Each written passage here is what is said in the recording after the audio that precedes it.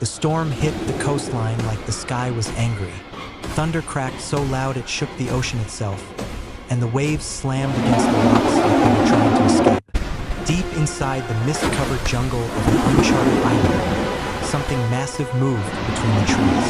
The ground trembled with every step, and birds exploded into the air in panic. Then, through the rain and fog, a pair of glowing eyes opened cold, sharp, and watching. They called him Kong. Not a myth, not a legend, not a story to scare kids. He was real, and he was black as midnight, built like a mountain. His fur soaked by rain that looked tiny against his body. He stood taller than the tallest trees, his chest rising like a living fortress.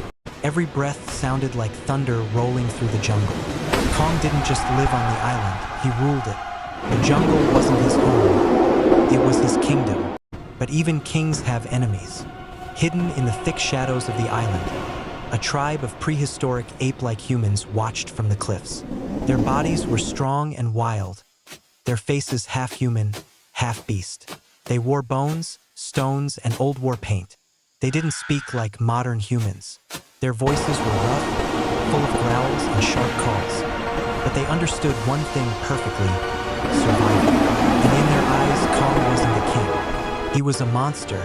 Years ago, the tribe believed Kong was their protector. They offered him food.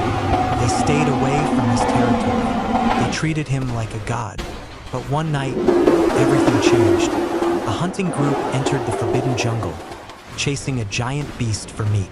They didn't mean to cross the line, but they did. And when Kong appeared, it wasn't to warn them. It was to punish them. Kong's roar shattered the night like a bomb. The trees shook. The tribe froze in fear.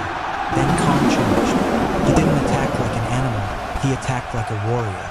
His fists crushed the ground, throwing dirt and stone into the air. The hunters ran, screaming and tripping over roots. Kong grabbed one of them like he weighed nothing and slammed him into the earth so hard the jungle went silent. Only the rain kept falling. The tribe never forgot that night.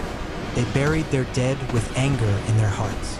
And after that, they stopped seeing Kong as a protector. They started seeing him as the reason they would eventually go extinct. So they planned something dangerous, something desperate, something that could either save them or destroy them completely. The tribe elders gathered around a fire deep inside a cave covered in ancient carvings. The walls showed drawings of giant beasts, creatures that didn't exist anymore. But one drawing stood out more than the rest. It wasn't Kong. It wasn't a monster from the jungle. It was something else. A towering creature with spikes down its back. A giant that looked like the ocean itself had given birth to it. The tribe called him the Deep Thunder, the one who sleeps under the sea, the one who answers when the world is in danger. The elders didn't say his name out loud, but we know it. Godzilla, one young warrior, tall, scarred, and fearless, stood up and pointed to the carving. His eyes burned with rage. He made a sound that wasn't a word but felt like a promise. We will call him. The others looked terrified, because even thinking about that creature felt like waking up death. But the young warrior didn't care, because Kong had crossed the line again. That same night, Kong returned to the tribe's territory. Not by accident, not because he was lost. He came like he was sending a message. The tribe watched from the trees as Kong dragged the body of a massive jungle predator and threw it near the tribe's land. It should have looked like a gift, but it didn't feel like kindness. It felt like a warning. Kong beat his chest and roared into the sky, daring them to challenge him. His roar traveled across the island, across the cliffs, and even into the ocean. The prehistoric tribe covered their ears, but they didn't look away. They stared at Kong like they were staring at the end of their world. And Kong stared back. Then Kong did something worse. He stepped forward and crushed one of their sacred stone totems under his foot like it was nothing. The tribe gasped. Some fell to their knees in shock. That totem wasn't just a symbol. It was their history, their ancestors, their entire identity. Kong didn't just break a rock. He broke their pride. That was the moment the tribe decided the truth. Kong wasn't just protecting the jungle. He was protecting He didn't want them growing stronger. He didn't want them spreading. He wanted them small, weak, and afraid. Because Kong didn't want neighbors. He wanted subjects. The tribe retreated into the darkness, but their fear was turning into something sharper. Their leader lifted a bone blade and sliced his palm, letting blood drip.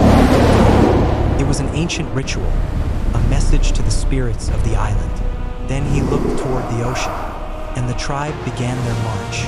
They didn't have boats like modern humans. They didn't have engines or weapons of steel, but they had something else, belief. They believed the ocean was the doorway to something bigger than Kong. They believed that somewhere under the waves, something ancient was listening, something angry. As the tribe moved across the cliffs, Kong watched from the jungle shadows. His eyes narrowed, his breathing slowed. He didn't chase them, not yet, but he understood what they were doing.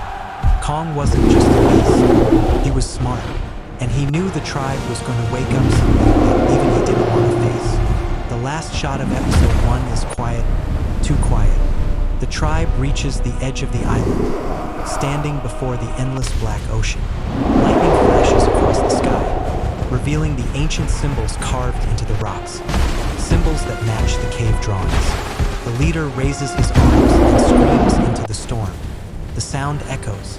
The ocean answers with a deep rumble, like a giant heartbeat beneath the water. And far below the waves, something massive